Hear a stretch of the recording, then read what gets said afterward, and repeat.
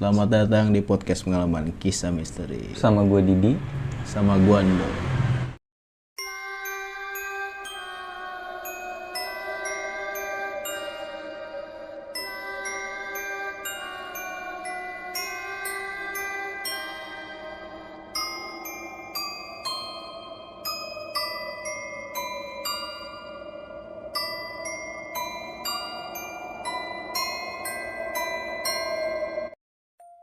Jadi Bro Nando ini temen gue lah dari SMA. Jadi tuh dia banyak banget cerita yang sebelumnya gue nggak tahu. Makanya gue penasaran sama cerita dia nih. Gue juga nggak tahu dia mau cerita dari mana. Maksudnya dari segi pengalaman di saat jalan ataupun dari masa-masa kecil dia. Ya udah langsung aja gue tanya, gimana Dok? Cerita lu Dok. Ini gue ceritain waktu gue jalan-jalan aja. Oke. Jadi awalnya tuh gue pengen tuh ngerasain nuansa. Gue tuh camping di gunung, tapi gue nggak capek. Gimana caranya tuh? Oke. Gitu. Awalnya gue cerita begitu ke temen gue yang ngerti naik gunung lah. Sedangkan dia juga dari komunitas gunung, dan dia ngajakin gue nih, udah naik gunungnya langsung gitu. Oke. Tapi gue mikir, gue nggak mau capek tapinya. Gue ini juga kan, konyol juga kan menurut dia kan. Lu gila lu, masa lu mau cerita ke anak teman-teman lu naik gunung tapi nggak capek, gila apa gitu. Tapi gimana caranya tuh? Akhirnya gue coba browsing di internet, gue dapet tuh di daerah Jawa Barat lah, Gunung Salak. Jadi tuh ceritanya Jadi ini lu rencana awalnya tuh berapa orang kesana? kalau buat kesananya awalnya gue cuman iseng-iseng doang tuh. Gue cuma berempat ke sono tuh.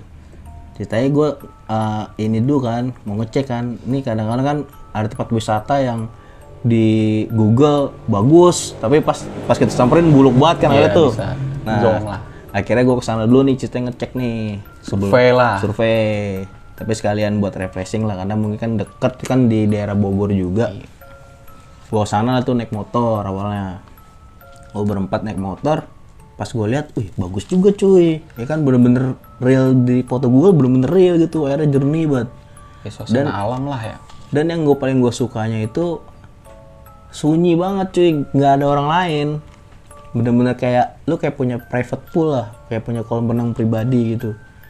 Akhirnya gue bilang kan ke teman-teman gue yang kesana pada waktu itu, gue bilang, wah nih enak nih cuy, jadiin spot buat inian camping gitu.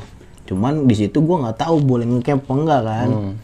Hasil karena gue ke situ pagi, gue mikirnya gue kalau pulang cepet rugi banget, gue jauh ya kan naik motor lagi. TikTok lagi capek banget. TikTok yang pentingnya itu TikToknya itu. Akhirnya gue ke situ sampai sore tuh. Gue di situ tuh di Curugnya cari sendirilah. Tuh semua curug banyak. Di Gunung Salak tuh banyak banget curugnya. Alhasil pas menjelang sore ternyata ada yang bawa tenda ke situ Dli. Gue tanya, wih emang di sini boleh ngecamp ya? Gue bilang itu. Inisiatif lah lu nanya.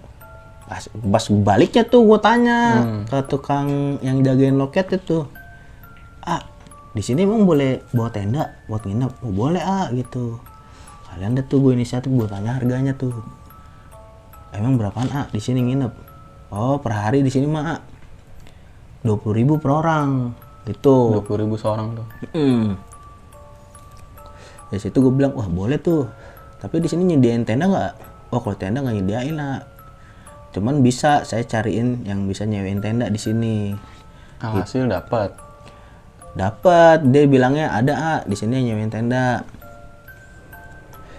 Sekitar buat 6 orang itu 300.000 per tenda, tapi buat isi 6 tuh yang gede banget tuh. Akhirnya kita pikir-pikir kan, oh boleh tuh tapi nanti kalau misalkan saya jadi, saya kabarin ya. Kurang nomor telepon tuh cerita itu. Dari situ gue balik ke Jakarta. Ceritanya setelah di Jakarta, gue nongkrong sama teman-teman gue kan. Rencanain lah, planning. Gue bilang lah tuh apa yang gue tahu dari sana kan. Ada tuh nginep dengan nuansa gunung, tapi kita nggak capek, gue bilang gitu kan, karena posisinya tuh Curug dekat banget parkiran motor mobil, itu kita jalan kisaran 200 meter tuh udah nyampe di Curugnya, jadi nggak capek sama sekali gitu kan. Akhirnya banyak yang pengen nih, wah jadiin gitu kan. Ya udah dari situ gue bilang, udah kalau kalau nggak mau mikirin duitnya, kita bikin kas aja tuh, bikin duit kas gitu, kita tabung dikit, udah kumpul berjalan. Nah, tuh selang sebulan ngumpul tuh duit tuh. Mulai dah tuh. Nah dari situ prepare lah. Nah itu gue tanya sama temen gue yang udah biasa naik gunung, kayak bawa apaan ini, Pak, yang biasa dibawa. Kita kalau di sono nyewa berapa duit katanya tenda?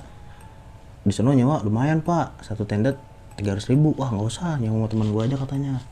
Satu tendanya bisa 120, nggak 150. Gue bilang kan kalau misalkan di sono satu tenda 300, di sini bisa dapat 2 kan? Gue bilang kan bisa jadi 8. Gue bilang, oh boleh tuh Pak, gitu kan. Nah pas udah prepare, kita sewa tenda, sewa flysheet juga tuh. Jadi dari flysheet, terus gue bilang, nih ada yang mau nambahin nggak buat kita tidurnya? Oh tenang, gue bawa hemok gitu kan, yang diikat di pohon gitu. Udah gitu ada yang bilang, tak gue bawa hemok 2 sama tenda 1 gitu. Berarti kan kita ekspektasinya di sini kita udah punya tenda 3, hemok 2, flysheet 1 ya kan. Gue bilang cukup lah itu. Nah posisinya nih yang ikut banyak bener Pak. Berapa orang tuh Pak? Itu kisaran 13 orang. 13? 13. 13. Banyak juga. Nah dari 13 itu udah jelang hari H, ada yang nggak bisa 1 nih, sisa 12 orang kan. Nah kebetulan gua punya mobil, di situ udah kepenuhan ini barang-barang sama kebutuhan kita pas di sono nih, nginep nih. Kebutuhan kita kan nginep cuma sehari Pak, karena kan posisinya itu nginep, kita berangkat Sabtu, Minggu balik gitu, jadi Seninnya kita bisa beraktivitas lagi. Akhirnya pas udah dicobain, ternyata nggak muat Pak, mobil 12 orang ya kan. Banyak kan. Emang kita mau ngantri pergi haji ya kan. Akhirnya tuh dari 1 mobil kita nyari jalan tercepat, ada yang bawa motor 1 ya kan. Jadi 10 mobil kita paksain 10 orang kita paksain di mobil, 2 orang naik motor ya kan. Dari naik motor ini, yang naik motor ini maunya jalan duluan Pak, duluin lah, karena mikirnya mobil lebih cepat daripada motor ya kan. Jalan duluan lah mereka nih, jam 4 pagi Pak jalan Pak, nekat bener tuh orang. Setelah jalan akhirnya sampai duluan nih, dia ngabarin, gue udah sampai bro, cepat nyata kan, emang belum ada aktivitas, cepat pergerakannya. Oke. Nggak macet amat lah ya. Dari situ kita masih di pertengahan jalan lah, karena kan posisinya dengan kondisi mobil sangat penuh, gue nggak mungkin bawa mobil itu dengan kecepatan yang cukup tinggi karena bahaya juga. Dari situ kan posisinya tuh yang bisa bawa mobil pada saat itu gue doang Pak yang di mobil, nggak ada gantian. Gue jalan, gue paksain, akhirnya nyampe posisi di Curug. Kebetulan kita nyampe di sana tuh jam 6 pagi Pak. Jam 6 pagi. Berarti start berangkat jam berapa tuh? Start berangkat kita jam 4 semua. 4 pagi? 4 pagi tuh. Kita ekspektasinya kan kita nggak buang-buang waktu lah. Bener-bener dari pagi kita di sana gitu. Nyampe jam 6. Nikmatin dulu. Bener, dari jam 6 pagi tuh ternyata Curugnya belum buka Pak. Bukanya jam 8. Waduh. Goblok banget ya. Itu kecepatan tuh. Nah kebetulan banget karena kita terlalu lama naik mobilnya, yang naik motor ini kebetulan dibawa tenda. Buka dulu lah di daerah rada di bawah Gunung Salak tuh, dia ada kayak camping ground. Dia buka di situ dulu Pak, sembari nungguin kita tuh, dibuka camp. Akhirnya ketiduran. Akhirnya jam 8 kita sampai, kita cari, ketemu sama teman gue nih naik motor nih. Gue bilang ayo kita naik ke atas yuk, kita gelar tendanya di sana aja gitu kan. Gue lagi janjian sama orangnya nih. Mereka cerita yang jaga loket pada saat itu, yang gue udah kontek-kontekan, ketemu nih, jadi nginep, jadi gitu kan, ayo langsung aja ke sana. Pas udah nyampe, itu posisinya ada 3 undakan Pak. Yang pertama kayak lapangan gede Pak, Makin lama makin. Itu 500 meter tuh gede banget tuh buat camping ground, tapi di atasnya ada saung gitu. Terus di sininya ada undakan itu bisa buat 3 tenda, dan satu lagi yang paling atas itu cuma bisa 2 tenda pak. 2 tenda. Tapi teman karena kesepakatan bersama kita milih yang paling atas karena nuansanya bener-bener hutan banget tuh. Iya. Terpaksa alam lah. Iya. Suasananya alam banget. Kita benar-benar katrol lah, mikirnya oh paling atas saya tuh sunyi banget pasti kan. Nah kita nggak mikirin malamnya tuh. Iya. Karena belum baik lagi, gue nggak pernah belum pernah naik gunung. Kan balik lagi ke awalnya kan emang niatnya buat camping lah, buat Bener, senang-senang gue lah. ngerasain naik gunung tapi kagak naik gunung gitu. Singkat cerita, gue sama teman-teman gue bikin tenda, bangun tenda tuh lama banget pak. Emang kita nggak tahu ya kan, bikin Pertama tenda tuh. kali. Iya, bikin tenda, terus bikin tenda segala macem, tenda udah kelar, kita masukin ke dalam tenda tuh makanan-makanan, barang-barang berharga kita masukin dalam tenda aman. Akhirnya mainlah air tuh. Mandi lah. Iya, main di curug pak. Iya, Wah, itu seger banget tuh pak. Habis dari situ, singkat ceritanya udah menjelang sore nih pak. Udah mau Iya, gelap lah. set udah pengen gelap banget itu. Pokoknya kita nggak kepikiran tuh pak. Kita pas udah sampai sore, kita mikir di situ, di mari kan tempat wisata nih. Kali gitu malam ada lampunya, gue mikirnya gitu. Taunya nggak ada. Tahunya kagak ada pak, gelap bener. Dan kita juga begonya, namanya kita amatir sekali lagi nih. Lupa bawa lampu pak, agak ada lampu sama sekali. Itu cuma pakai flash HP dah. PR banget tuh. Nah dari situ pas lagi sore pengen maghrib nih, ada ibu-ibu nih. Nah ceritanya itu curug tutup jam 5 pak maksimal. Kalau yang buat nginep boleh. Boleh. Jam 5 tutup, setengah 6 ada ibu-ibu pak.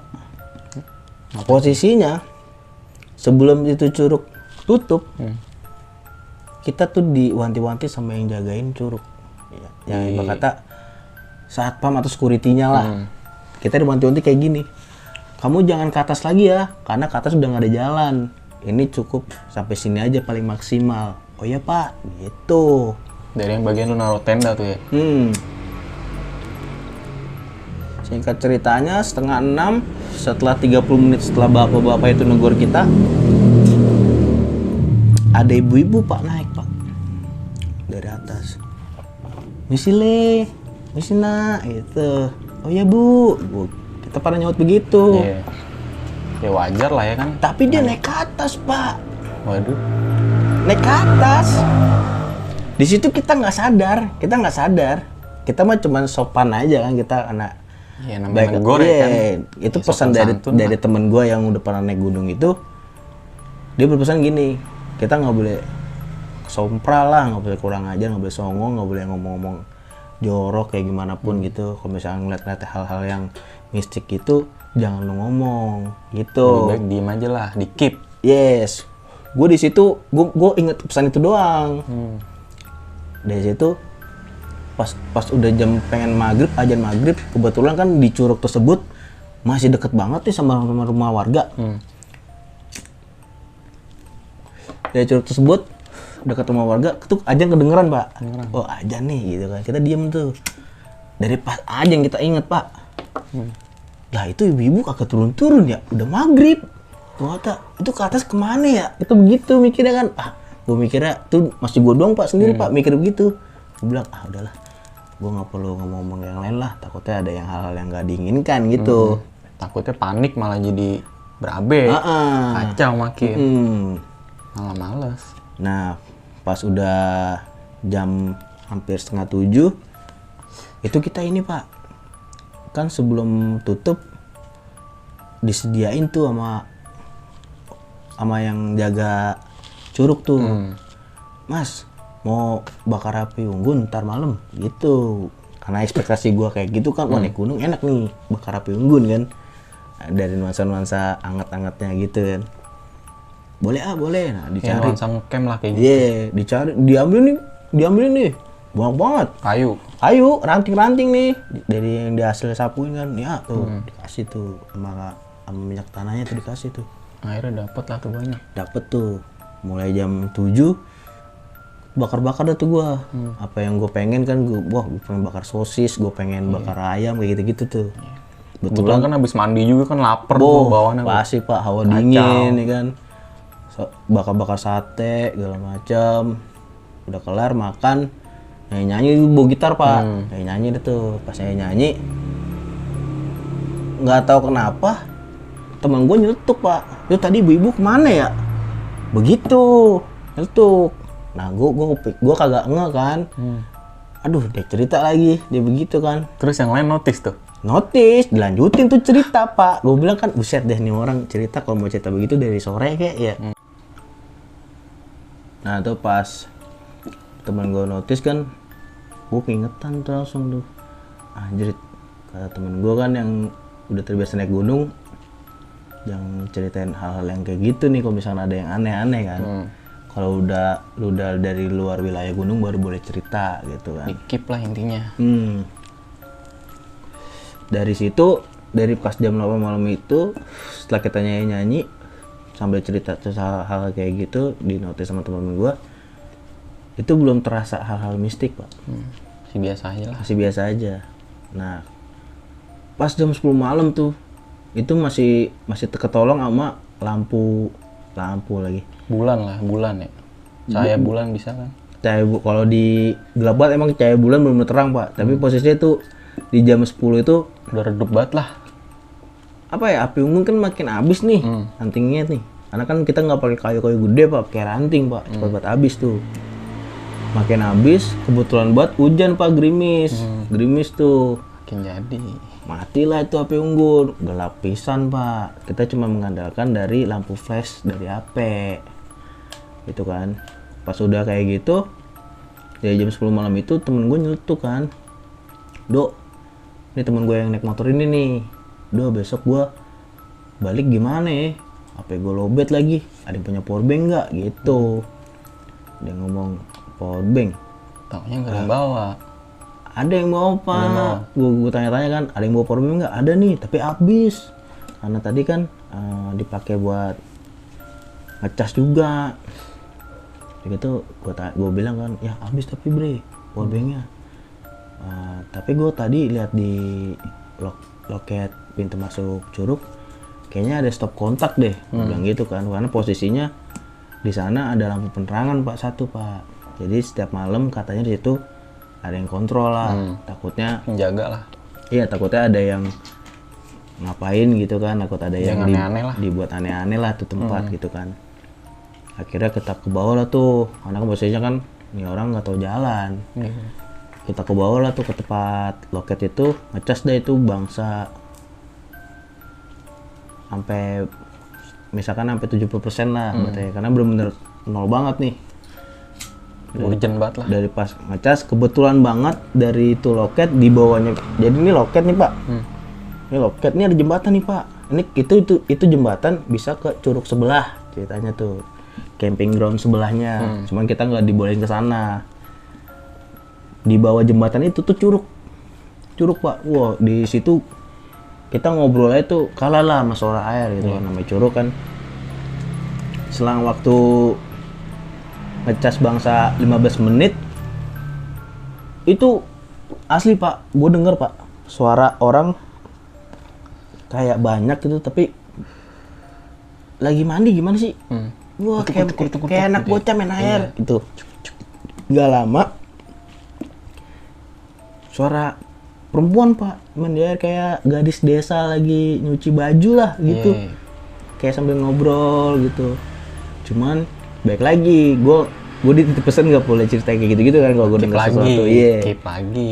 Posisinya gue ajak ngobrol aja nih temen gue nih. Gue bilang, lu besok lewat mana nih pulang? Gue basa-basi aja deh tuh, gue cari pembahasan. Dari situ gue bilang, ya udah besok lu balik jam berapa? Barengin aja, oke. Gue bilang dari situ, bilang lu ngantuk tidur aja bre, gue tungguin selalu. Gitu. Dari situ dia tidur tuh bangsa 30 menit, dari 30 menit suaranya makin jadi Pak. Bahkan yang tadinya di bawah kita itu pindah Pak ke atas, ke arah di jembatannya itu. Jadi posisi bukan jembatan kayak jembatan beton Pak ya, jembatan kayak jembatan gantung begitu. pindah Kayak outbound lah, jembatan Iya, outbound gitu ya. pindah dari situ. Dari situ gue makin lama makin gak kuat kan. Gue bilang, gue iseng banget nih, gue tinggalin Itu kesian. dalam temen hati gua. tuh. Iya, gue bilang, waduh iseng banget gue nih. Tapi gue pengen tinggalin temen gue kesian, gue bilang gitu kan. Akhirnya gue bilangin nih, Dam, cabut yuk. Gue ngantuk banget nih. Besok gue harus nyempir, gue harus tidur lagi. Ayo udah. Cabut nih kita balik lagi ke camping ground yang kita tempatin tuh. Itu lumayan jauh pak, jalan kakinya lumayan kayak bangsa 150 meter lah, bener-bener nggak kelihatan sama sekali tuh. Gelap. Waktu gua balik lagi ke camping ground, ternyata pas gua balik lagi semua orang udah pada tidur pak, kecuali temen gua yang ngerti lah masalah-masalah gunung karena dia kan karena komunitas gunung. Ini cuman dia dong tuh masih standby tuh ceritanya. Akhirnya gue bilang kan, yang ini pada tidur. Udah, lu nggak tidur? Kagak kebagian tempat nih. Maksudnya kan awalnya kan kita kan bilangnya kan 3 tenda tuh kita ready tuh. Ternyata lupa ke bawa 1 pak, cuma bawa 2. Jadi gua temen gue yang ngerti masalah-masalah gunung sama temen gue yang naik motor ini belum kebagian nih tempat tidur. Cuman gue bilang kan yang bawa motor, lu mending tidur dah daripada besok kenapa-napa bawa motor ngantuk, lumayan jauh loh dari sini ke Jakarta, gue bilang gitu kan.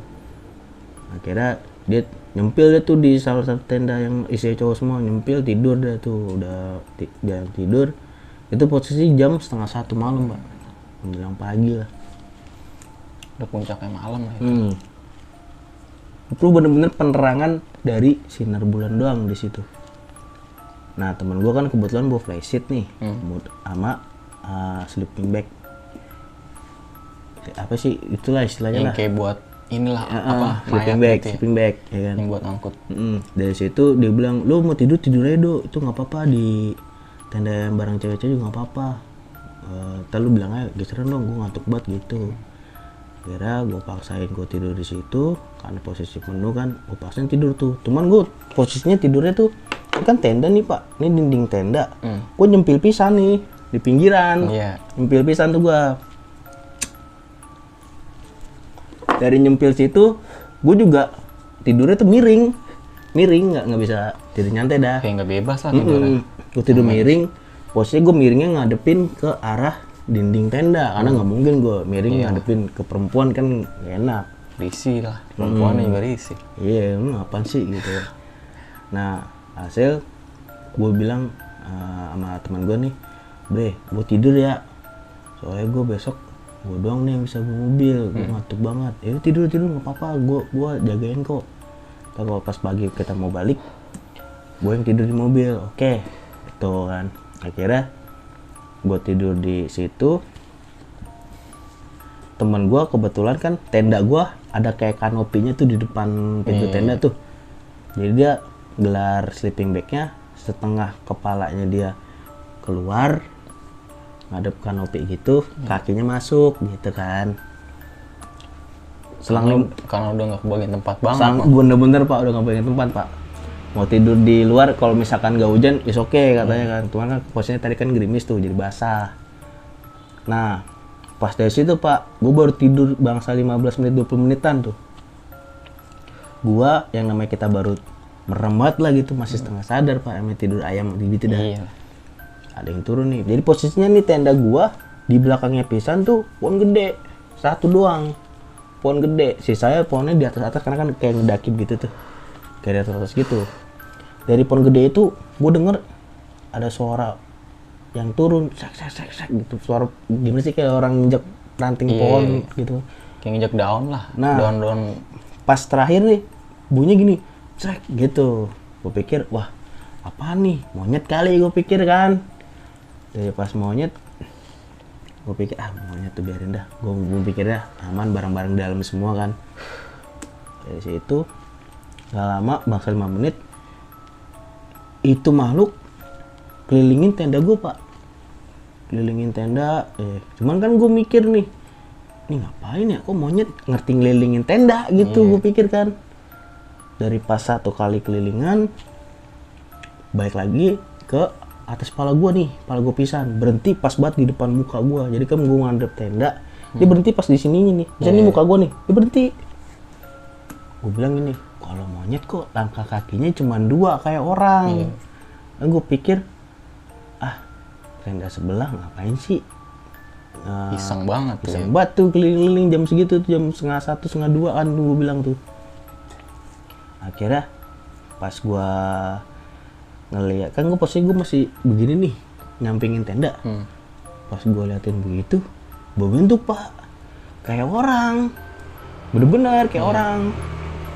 Muterin lagi tuh, berhenti pas banget di depan pintu tenda kita, yang dimana pas di tenda ini dia diri, ini mukanya Opik nih, temen gua. Gua kata, set, dia berhenti di situ pas banget nih. Ini orang apa bukan sih, gua bilang gitu kan. Apa mungkin, gua masih berusaha buat berpikir positif pak. Ini kali nih yang jagain, iya, takutnya ada apa-apaan kali.